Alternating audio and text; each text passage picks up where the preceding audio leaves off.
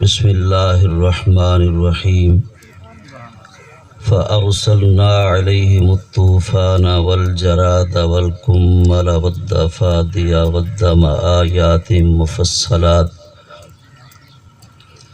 فاستکبروا وکانوا قوما مجرمین صدق اللہ خالقنا العظیم اما بعد ان اللہ وملائکتہ یصلون علی النبی یا ایہا الذین آمنوا صلوا علیہ وسلموا تسلیما اللہم صلی علی سیدنا مولانا محمد وعلی آل سیدنا ومولانا محمد وبارک وسلم الصلاة والسلام علیک یا رسول اللہ وعلی آلک واصحابک یا حبیب اللہ الصلاة والسلام علیک یا رحمۃ للعالمین الصلاۃ والسلام علیک یا خاتم النبیین۔ اپنے پیارے محبوب علیہ الصلاۃ والسلام کے طفیل مجھے اس محفل خیر رسالہ ثواب میں حق و صداقت کے ساتھ بات کہنے کی توفیق عطا فرمائے۔ اللہ رب العزت مجھے بیان کرنے کے بعد اور آپ حضرات کو سننے سمجھنے کے بعد ہم سب کو عمل کی توفیق نصیب فرمائے۔ اور خلوص دعا ہے محترم المقام واجب الاحترام جناب حاجی محمد منیر صاحب رحمہ اللہ، اللہ تعالیٰ ان کی بخشش و مغفرت فرمائے، اللہ تعالیٰ ان کو جوار رحمت میں جگہ عطا فرمائے، مالک کائنات کروٹ کروٹ گری کے رحمت فرمائے، قبر و حشر کی ساری منزلیں آسان فرمائے۔ اللہ تعالیٰ مرحوم کے تمام پسماندگان کو صبر جمیل کی توفیق نصیب فرمائے۔ معزز سامعین، اللہ رب العزت نے 18,000 مخلوقات کو پیدا فرمایا اور تمام مخلوقات میں سے سب سے زیادہ عزت، عظمت اور فضیلت انسان کو عطا فرمائی۔ اس کائنات میں سب سے پہلے آدم علیہ السلام اس کائنات میں تشریف لائے اور ان کی اولاد ہوئی، یہاں تک کہ قابیل نے حضرت حابیل کو شہید کیا اور یہاں سے سلسلہ نافرمانی کا شروع ہوا۔ نافرمان قوم کے لیے، رشد و ہدایت کے لیے اللہ رب العزت نے بے شمار انبیاء علیہ السلام کو اس کائنات میں بھیجا، مبعوث فرمایا۔ حضرت نوح علیہ السلام اس بزم ہستی میں تشریف لائے، اس کائنات میں تشریف لائے اور آپ نے 950 سال تک احکام الہیہ مخلوق تک پہنچائے۔ 950 سال کی کوشش، 950 سال کی دن اور رات کی محنت، اس کے صلہ میں کل 80 افراد مسلمان ہوئے۔ جب حضرت نوح علیہ السلام اپنی اس قوم سے مایوس ہوئے کہ اب یہ ہدایت کی طرف قوم نہیں آ سکتی، تو حضرت نوح علیہ السلام نے بارگاہ رب العزت میں دعا کی کہ رب لا تذر علی الارض من الکافرین دیارا، کہ اے پروردگار دنیا میں ایک کافر بھی باقی نہ چھوڑ، سب کافروں کو ہلاک کر دے۔ تو اللہ رب العزت نے حکم دیا کہ آپ ایک کشتی تیار کریں، آپ کے جو اطاعت فرما بردار لوگ ہیں آپ ان کو سوار کر لیں۔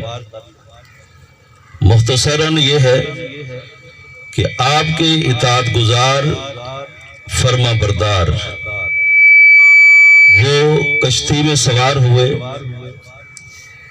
اور کافروں کو چھوڑ دیا گیا۔ اللہ رب العزت نے ان پر پانی کا طوفان بھیجا، اور جیسا کہ رب کائنات نے قرآن پاک میں صراحت فرمائی ہے، مما خطیئاتہم اغرقوا فادخلوا نارا،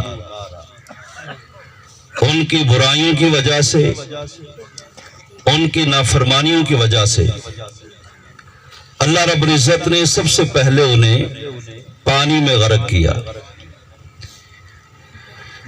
پانی میں غرق کرنے کے بعد پھر رب کائنات نے انہیں دوزخ کی آگ میں داخل کر دیا۔ تو اس طرح انسان کی ہدایت کے لیے، انسان کی راہبری کے لیے، انسان کی رہنمائی کے لیے کم و بیش اللہ رب العزت نے 1,24,000 انبیاء علیہ السلام کو مبعوث فرمایا۔ اور آپ پوری تاریخ کا مطالعہ کر لیں، نبی دو عالم صلی اللہ علیہ وسلم کی ذات اقدس تک، آپ آدم علیہ السلام سے لے کر کائنات کے والی کی تشریف آوری تک پوری ہسٹری کا مطالعہ کر لیں، پوری تاریخ کا مطالعہ کر لیں۔ پوری ذمہ داری سے یہ جملہ کہنا چاہوں گا کہ جن لوگوں نے اللہ اور اس کے انبیاء علیہ السلام کی اطاعت کی، جن قوموں نے نبی کی اتباع کی، اللہ نے ان قوموں پر اپنا فضل اور اپنی رحمت نازل فرمائی، اور جن قوموں نے اللہ کی نافرمانی کی، انبیاء علیہ السلام کی نافرمانی کی، تو آپ قرآن پاک کا مطالعہ کر لیں، تاریخ اسلام کا مطالعہ کر لیں، اللہ رب العزت نے کسی نہ کسی صورت میں ان پر اپنا عذاب نازل کیا۔ قرآن پاک کے اندر جو واقعات ہیں وہ مسلمان کی عبرت کے لیے ہیں۔ قرآن پاک قصے کہانیوں کا نام نہیں، قرآن پاک دستور کی کتاب ہے، قرآن پاک قانون کی کتاب ہے۔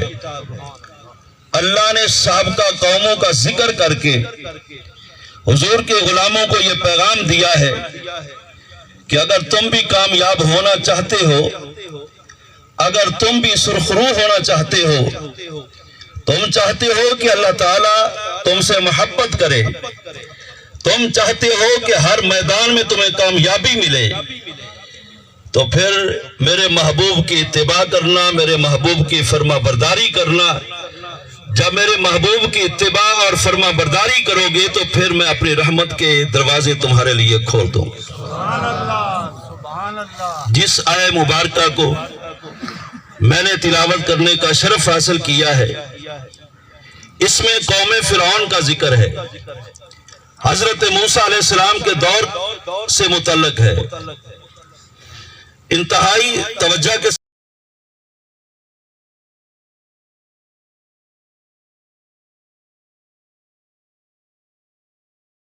ساتھ آپ نے میری گزارشات سننی ہے۔ یقیناً بہت نصیحت کی باتیں مجھ سے قبل آپ سن رہے تھے۔ حضرت علامہ مولانا غلام مرتضیٰ صاحب خوبصورت انداز میں صبر کے سبجیکٹ پر پیغام ارشاد فرما رہے تھے، تو یہ بھی ایک پیغام ہے کہ موسیٰ علیہ السلام کے دور سے متعلق یہ واقعہ ہے۔ اللہ رب العزت نے موسیٰ علیہ السلام کو اس کائنات کے اندر اپنا کلیم بنا کر بھیجا، شریعت دے کر بھیجی، شریعت کا قانون عطا فرما کے بھیجا، کتاب عطا فرما کے بھیجا۔ فرمایا کہ یہ کتاب ہے، اس پوری قوم کے سامنے اس کا خلاصہ بیان کرو، اس کے احکامات بیان کرو، عقائد بیان کرو، اخلاقیات بیان کرو۔ یہ سب کچھ ہوتا رہا۔ کچھ لوگوں نے حضرت موسیٰ علیہ السلام کی نصیحت کو قبول کیا، توجہ ہے نا آپ کی؟ کچھ لوگوں نے موسیٰ علیہ السلام کی نصیحت کو قبول کیا، انہوں نے کلمہ پڑھا اور موسیٰ علیہ السلام کی شریعت کو انہوں نے مانا، موسیٰ علیہ السلام کی غلامی کا توق اپنے گلے میں ڈالا، اور کچھ لوگوں نے نافرمانی کی۔ جن لوگوں نے نافرمانی کی، اب دونوں واقعات قرآن پاک میں بالکل موجود ہے، آپ ان کا مطالعہ کر سکتے ہیں کہ فرما برداروں پر کتنی مہربانیاں ہوئی، اور موسیٰ علیہ السلام کے قوم کے جو نافرمان تھے ان پر رب کائنات نے کتنے عذاب نازل کیے۔ جو موسیٰ علیہ السلام کے فرما بردار تھے ان کے لیے دریا میں سے خشک راستے بنائے گئے۔ جو موسیٰ علیہ السلام کے فرما بردار تھے ان کے لیے آسمان سے من و سلوہ نازل کیا گیا۔ جو موسیٰ علیہ السلام کے فرما بردار تھے ان کے لیے جنت سے لباس آتے رہے۔ جو موسیٰ علیہ السلام کے فرما بردار تھے میدان طیہ کے اندر ان کے لیے نور کا ایک منارہ نصب کیا گیا۔ جو موسیٰ علیہ السلام کے فرما بردار تھے ان کے لیے پتھروں سے پانی جاری ہوتا رہا، اور جو نافرمان تھے، جو فرما بردار تھے ان کے لیے 12 پانی کے چشمے جاری ہوئے، ان کے لیے من و سلوہ نازل ہوتا رہا، ان کے لیے اللہ تعالیٰ آسمان سے خانے نعمت نازل فرماتا رہا، اور جو لوگ نافرمان تھے فَأَرْسَلْنَا عَلَيْهِمُ